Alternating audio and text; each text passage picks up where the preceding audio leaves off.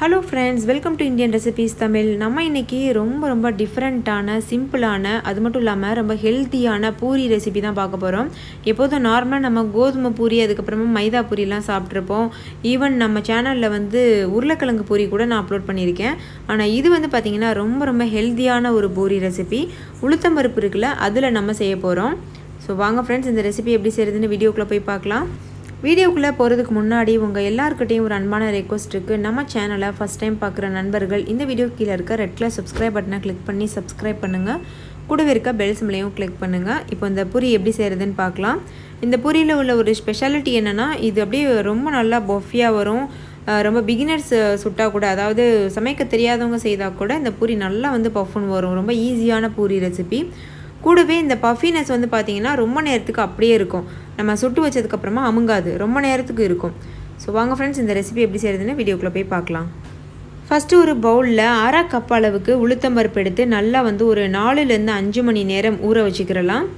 நார்மலாக கடையில் கிடைக்கிற உளுந்து இது நல்லா ஊறி இருக்குது. இப்போது இதை மிக்ஸி ஜாரில் போட்டு அரைச்சிட்டு வந்துடலாம். அதாவது தண்ணியெல்லாம் நல்லா இருத்துருங்க. தண்ணியை வடிகட்டிட்டு அதுக்கப்புறமா மிக்ஸி ஜாரில் போட்டு நல்லா மைய அரைச்சிக்கோங்க.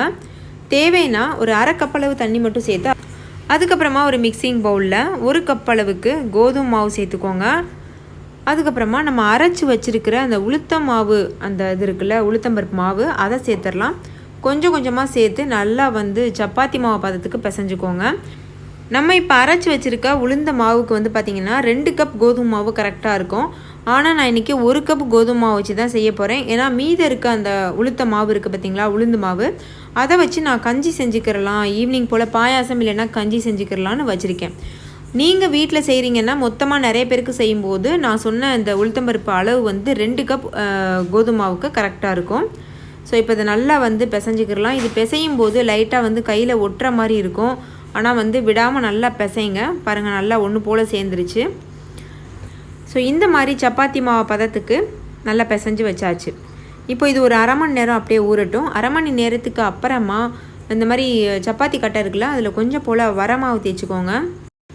அதில் நம்ம பிசைஞ்சு வச்சுருக்க மாவுலேருந்து ஒரு சின்ன உருண்டையை உருட்டி வச்சு இந்த மாதிரி நல்லா திரட்ட ஆரம்பிச்சிடுங்க.